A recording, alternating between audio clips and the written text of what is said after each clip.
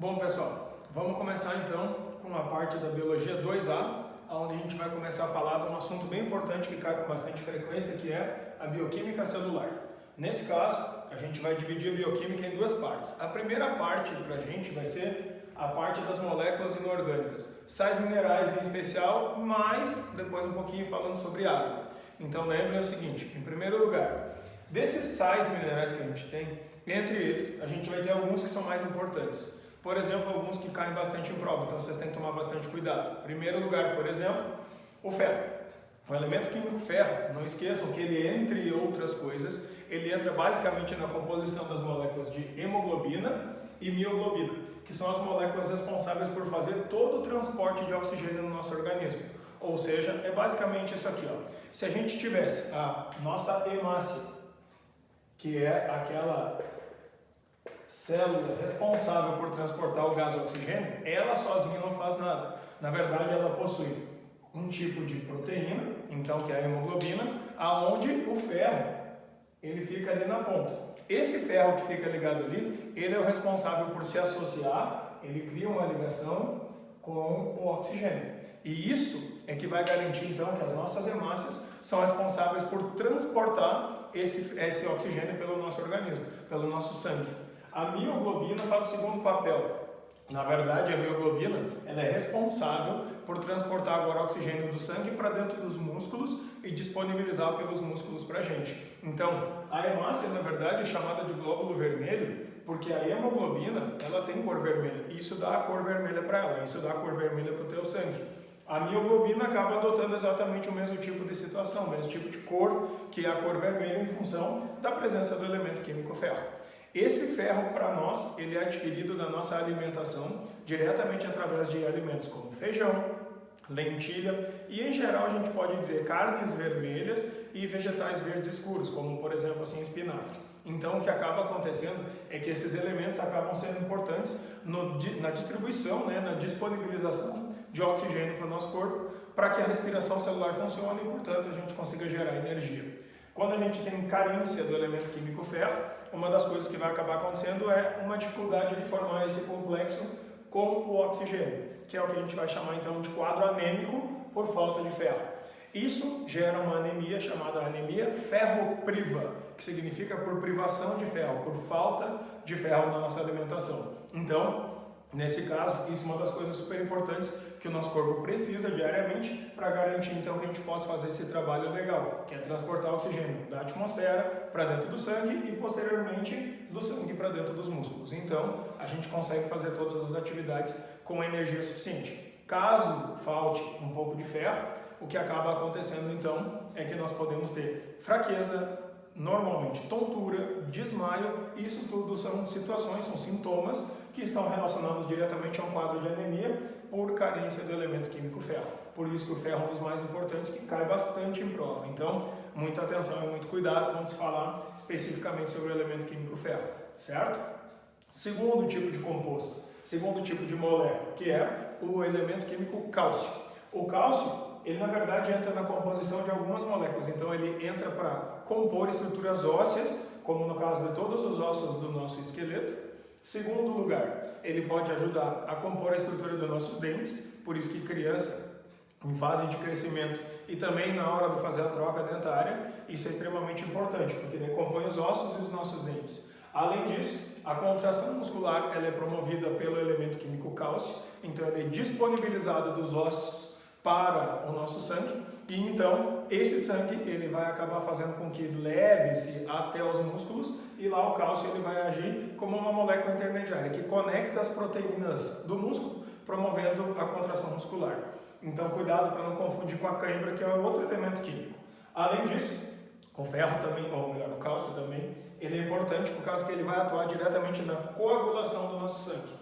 Então, cada vez que alguém sangra, cada vez que alguém precisa de algum tipo de coagulação sanguínea, seja um corte da gengiva, ou seja um sangramento por causa de um corte, um acidente, ou ainda, no caso, por exemplo, de uma mulher por causa do ciclo menstrual, a coagulação vai usar o cálcio como um tipo de elemento químico que vai atuar de forma intermediária nos processos de coagulação.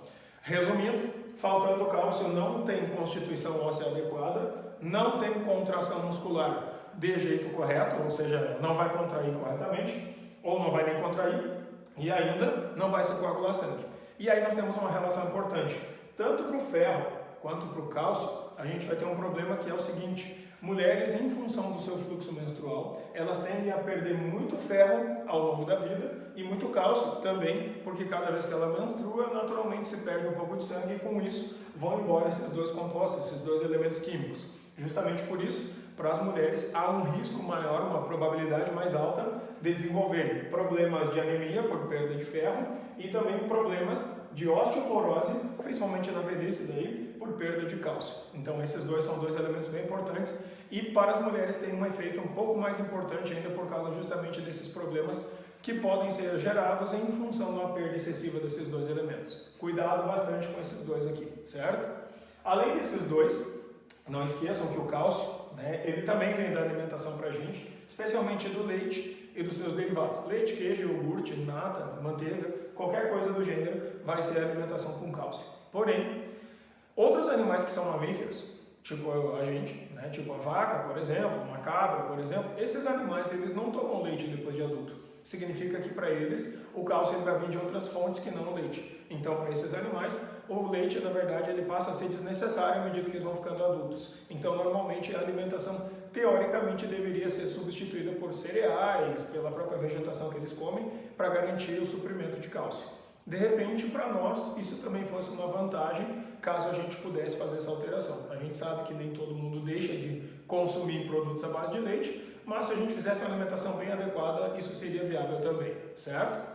Então, além do cálcio e do ferro, que eu sugeriria para vocês darem uma atenção maior, a gente ainda tem uns outros elementos químicos que podem aparecer em provas também, como elementos bem importantes. Por exemplo, o fosfato, PO4-3. Esse elemento aqui é importante, ele é um sal, que ele normalmente vem para a gente através da cadeia alimentar, que significa, quando a gente vai arar a terra, quando a gente vai, por exemplo, cortar grama ou cavar um buraco, normalmente a gente acaba pegando rochas misturadas ao solo. Normalmente algumas dessas são rochas ricas em um fosfato. Quando a gente cria algum tipo de intemperismo, terremoto, alguma coisa assim, mesma coisa. Quando a gente quebra essas rochas, elas esfarelam, esse farelo vai ficar diluído basicamente na água do solo, e então as plantas coletam do chão, absorvendo pelas suas raízes. Quando isso entra na planta, passa a fazer parte do ATP das plantas. Não esqueçam, o ATP é aquela molécula chamada de adenosina trifosfato e ela é responsável por te fornecer energia. Então, para a planta também. Além disso, formam os nucleotídeos. O nucleotídeo, não se esqueçam, cada nucleotídeo é formado por 3 pedacinhos, que são o íon fosfato, depois uma pentose, que é um açúcar com 5 carbonos, e uma base nitrogenada. Então, aqui está a constituição do nucleotídeo. Quando a gente vai montar uma molécula de ATP, a única diferença é que vai juntar mais 2 desses fósforos aqui na ponta e nós temos também a molécula de ATP. Significa que dependendo da quantidade de fosfato, a gente pode ter uma molécula genética, que é o nucleotídeo, que pode ser usado para o DNA e também pode ser usado para o RNA e podemos, acrescentando mais fósforo, podemos transformar em moléculas energéticas, ou seja, são 2 tipos de moléculas diferentes que vão ser montadas basicamente pelo número de fosfatos que a gente tem e aí pelo resto da constituição do nucleotídeo, que é o tipo de base nitrogenada e o tipo de pentose que vai ser utilizada também. Além disso, uma coisa bastante importante de se lembrar é que o íon fosfato, ele também é constituinte dos ossos. Então, o cálcio constitui a estrutura básica de um osso. E quando a gente tem que enrijecer os ossos, tornar ele um pouquinho mais durinho, aí quem entra é o fosfato para complementar essa atividade. Então, para nós, isso vai ficar disponível no momento que tu come um vegetal ou que tu come um animal. Porque quando uma planta fabrica o seu ATP e os seus nucleotídeos, tu vai lá e come dela isso e tu transforma nos teus ATPs e nos teus nucleotídeos. Logo, isso tudo aqui entra através da tua alimentação. Por isso que é importante a gente fazer uma alimentação bastante rica e bastante variada, fazendo com que a gente colete todos os sais minerais e outros tipos de elementos necessários para a alimentação ficar legal, não ficar faltando nada, por exemplo. Então, além desses aqui, a gente tem um outro tipo de elemento, que é o magnésio. O magnésio, eu já diria para vocês, se cair em prova, se cair em questão, quase sempre ele vai estar relacionado com um tipo de associação, formação da molécula de clorofila. Então, nesse caso, vocês devem cuidar, porque já caiu em várias provas fazendo associação da clorofila e da hemoglobina. Por quê? Porque na verdade a gente utiliza para formar moléculas orgânicas, formar moléculas mais complexas, maiores, a gente utiliza dois elementos químicos que são minerais, que são na verdade dois metais, né? O magnésio e o ferro.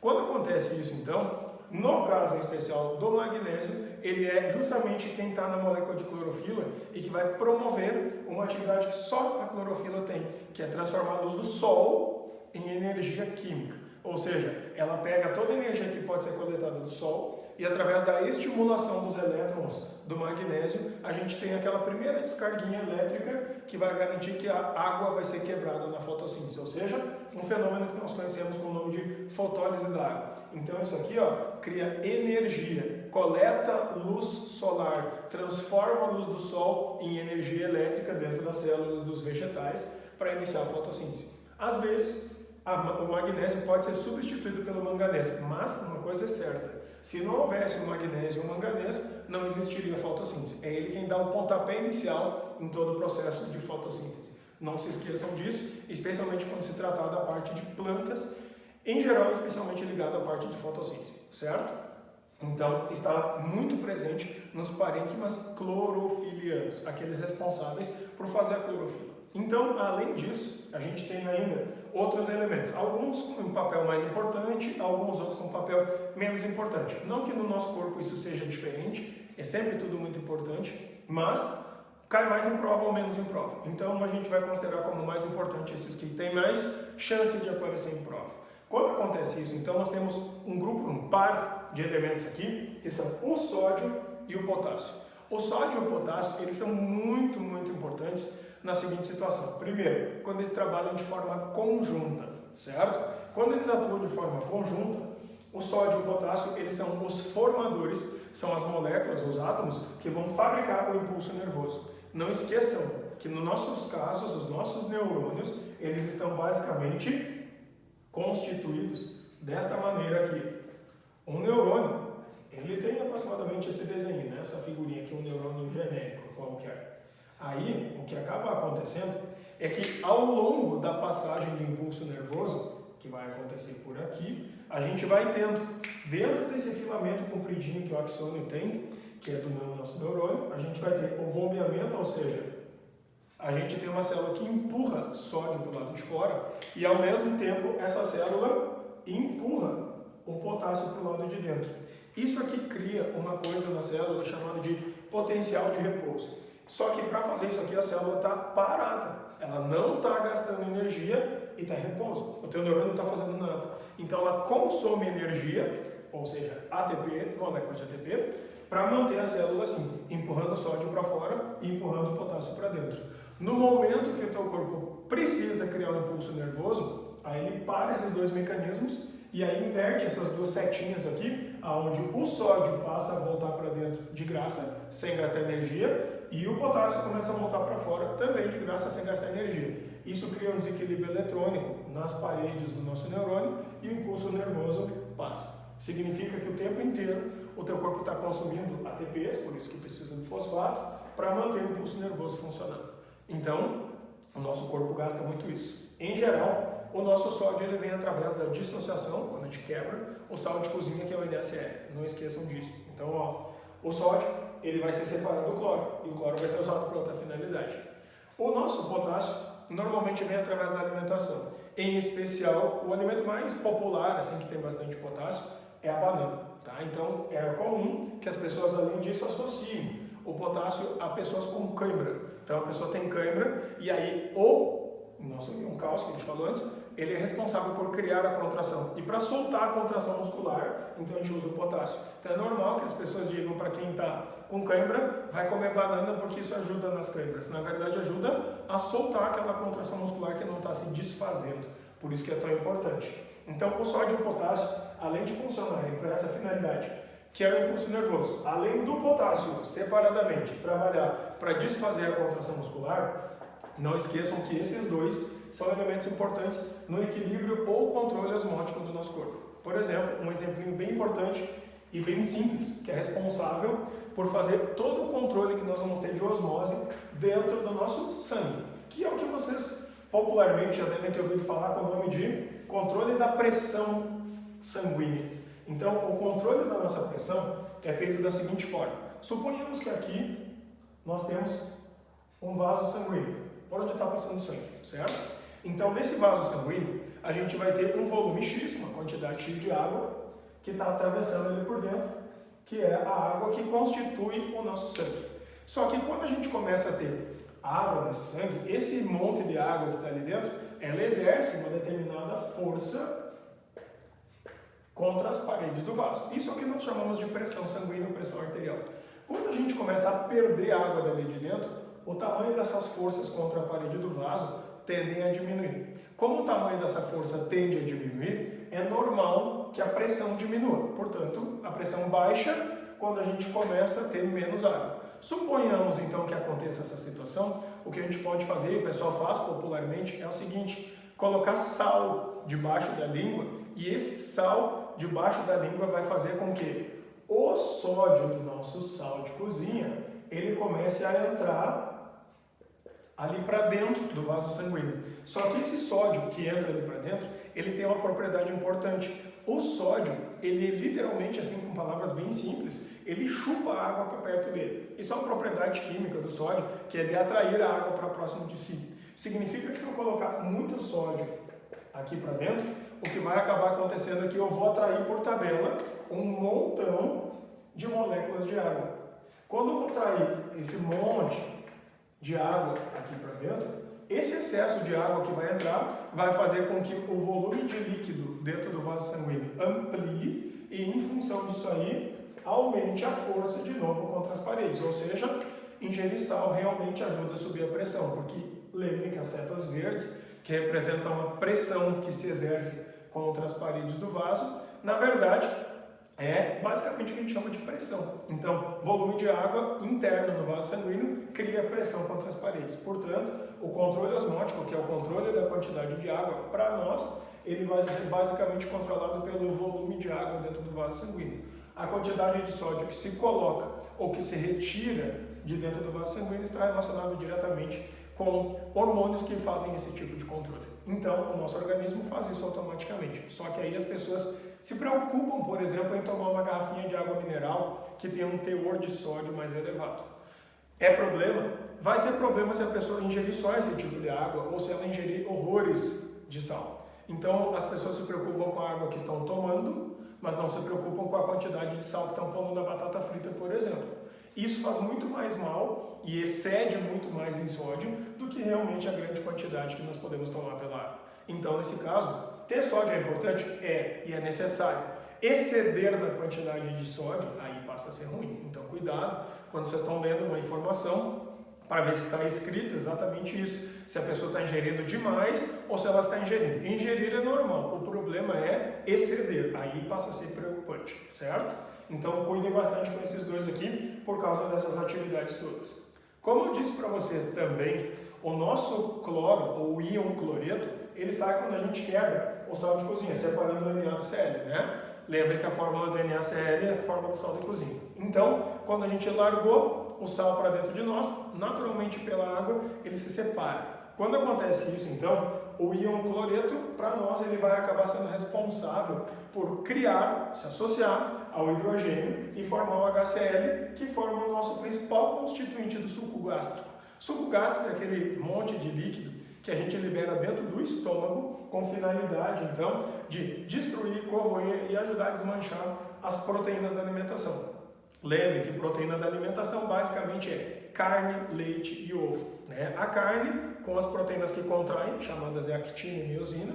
Além disso, no leite tem uma proteína especial chamada de caseína e ainda do ovo a gente tem uma proteína chamada de albumina, tá? Que é encontrada principalmente na clara. Mas lógico, tem vários outros alimentos, vegetais por exemplo, que são riquíssimos em determinados tipos de proteínas que também vão sofrer ação do suco gástrico.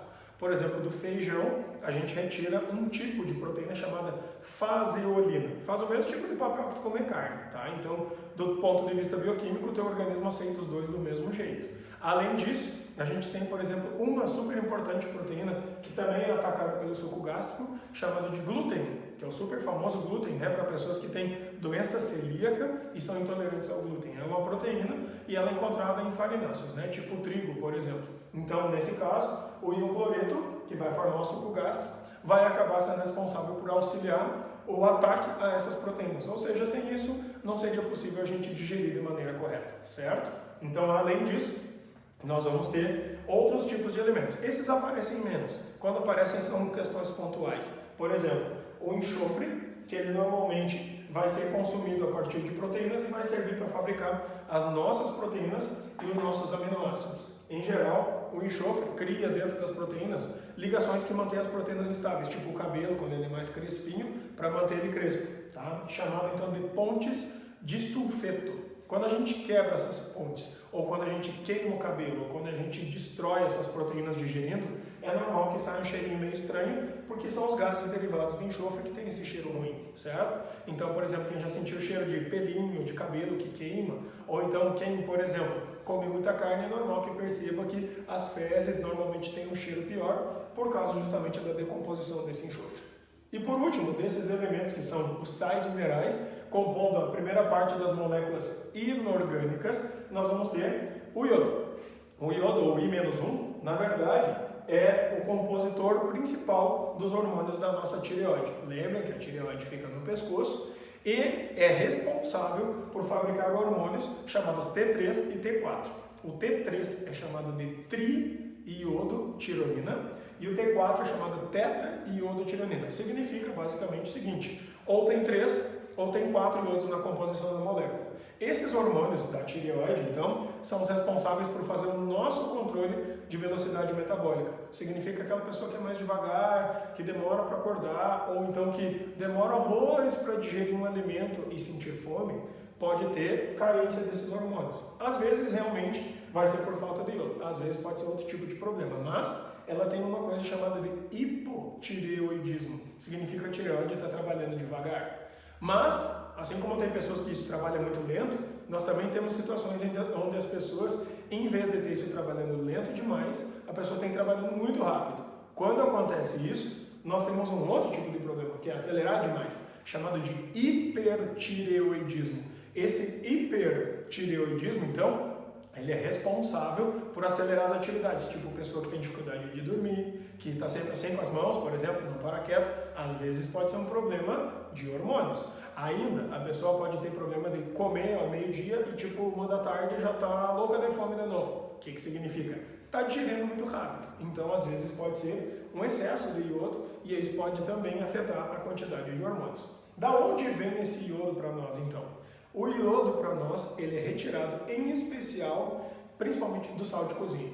Por quê? Porque ao longo da história, os médicos foram percebendo que todas as pessoas que ingeriam iodo em volumes aquém do necessário, muito abaixo do que precisavam, essas pessoas, elas acabavam tendo uma tireoide que começava a funcionar mal. Ou ela trabalhava demais, ou trabalhava de menos, e qualquer disfunção da nossa tireoide faz com que ela enche, ela fica grandona assim. Isso é um problema chamado de papo ou bócio endêmico. Quando acontece isso, então, a disfunção da tireoide gera esse papo e os médicos começaram, então, a pesquisar o porquê que estava acontecendo isso. E eles chegaram à conclusão que era pela carência de iodo na alimentação. Então, pensando em um tipo de alimento que todo mundo seja obrigado a consumir e consuma com frequência, eles simplesmente sugeriram que era importante ter iodo todo dia. E aí, todas as agências de saúde dos países adotaram como lei, como norma, colocar iodo em quantidades pequenas no sal de cozinha. Porque todo mundo vai usar sal, em algum momento do dia, direta ou indiretamente. Posso não ter colocado sal na salada,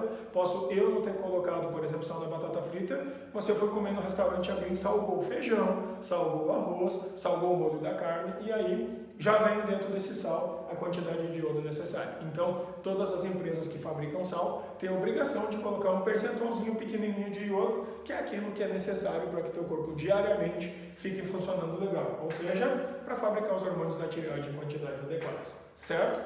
Então, esses são os principais elementos que são considerados como sais minerais que constituem a nossa célula. Então, como eu disse para vocês, além desses aqui, que são os sais minerais, nós temos um outro componente, um outro composto importante, que para nós é super importante, que é a molécula de água. Então, a água, junto com os sais minerais, está compondo no nosso organismo toda a parte dos elementos ou moléculas inorgânicas. Então, para nós, a molécula de água, vou colocar aqui, ó, ela tem um papel bem importante porque ela é muito importante na constituição geral das nossas células. Então, a gente tem alguns papéis da água assim, que são mais relevantes, que são mais importantes. Por exemplo, a água, ela é o principal elemento que constitui, ou que constrói as tuas células, o teu corpo em geral. O que significa? Ela é componente, então compõe de 65% a 70% do corpo. Então, em geral, a gente poderia dizer o seguinte, uma pessoa que tem 100 quilos, ela tem mais ou menos assim, de 65 a 70, até 75% do seu peso bruto, assim, do seu total, que é água. Então, é mais ou menos como se eu dissesse que uma pessoa que tem 100 quilos, nesse corpo de 100 quilos, a gente vai ter 65 quilos até 75 quilos que é água. E o resto é o quê? O resto é proteínas, sais minerais, glicídios, que são açúcares, lipídios, ou seja, o resto. E esse resto todo, descontando todo o volume de água, é o que a gente chama de biomassa, certo? Então, além dela ser o principal componente celular e do teu organismo, a gente ainda tem outras coisas importantes relacionadas à água. Por exemplo, ela é responsável por fazer o controle térmico. Lembre, para a gente e para as aves, que somos os únicos dois grupos de animais com temperatura corporal estável, a água é quem ajuda a controlar a temperatura do teu corpo, por causa de propriedades físico-químicas dela, como capacidade térmica e calor específico. Então, quando a gente começa a ter superaquecimento do corpo, o que tu faz? Esquenta essa água e bota para fora, suor. Ou quando a gente começa a ter febre, né? Nessas situações, então, a água faz controle. Só que não vale para o controle só do teu corpo, vale para a natureza também. Lembra que é onde a gente tem mais água, ou tu tem uma situação de clima bem abafado, ou um clima bem frio. Na verdade, esse clima frio e úmido ou abafado, né, e quente se deve basicamente ao volume de água da atmosfera. Então, controle térmico é um papel bem importante que a água desempenha.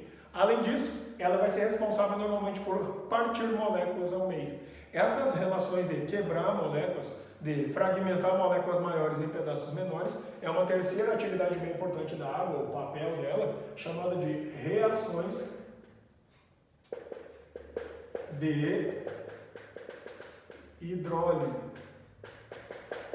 Certo? Reações de hidrólise significa a água tem o potencial de fragmentar, de destruir moléculas pela metade. Por exemplo, proteínas ela pode destruir, açúcares como o glicogênio que está no nosso fígado ela também é capaz de destruir. Então, nesse caso aqui, a água tem esse papel super importante. E para finalizar os papéis importantes da água, a gente tem uma coisa bem importante que é o seguinte: a capacidade de transporte que ela tem. Essa capacidade de transporte significa ela transporta moléculas para dentro de ti. Por exemplo, se tu vai tomar um café preto, tu pega e dissolve o café dentro da água e aí toma. Não que tu não pudesse tomar direto, comer de colherinha direto do potinho. Pode, só que ainda assim na tua saliva tu vai ter que diluir. Então a água transporta e quebra por hidrólise e leva para dentro das tuas células. Da mesma forma, por dentro do teu organismo circulante, pelo sistema circulatório, a água também transporta. Tanto é que cada vez que a gente fica doente, ou cada vez que a gente tem que fazer um exame de sangue, um exame de urina, é pela água do sangue que está sendo transportado todo esse monte de molécula. Sejam coisas boas ou sejam coisas ruins, não interessa. Então o que acaba acontecendo é que a água transporta. E se por acaso tu tiver que eliminar alguma coisa do teu organismo, também através da água. Pela urina, por exemplo, que eu acabei de falar, e também pelo suor. Então, sabendo disso, de todas essas atividades, cuidado bastante, porque boa parte desses sais minerais vão estar diluídos na água do nosso organismo. Por isso que a gente sabe que há uma necessidade da gente reingerir a água, mais ou menos assim de 2 até 3 litros de água por dia, para garantir a manutenção dessas atividades todas, certo? Então, isso aqui configurou o final do nosso primeiro pedaço, falando de bioquímica celular, que são apenas as moléculas inorgânicas. Nós temos mais uma parte, então, que é um grande grupo de moléculas chamadas de moléculas orgânicas, que a gente vê depois. Feito? Por enquanto é isso.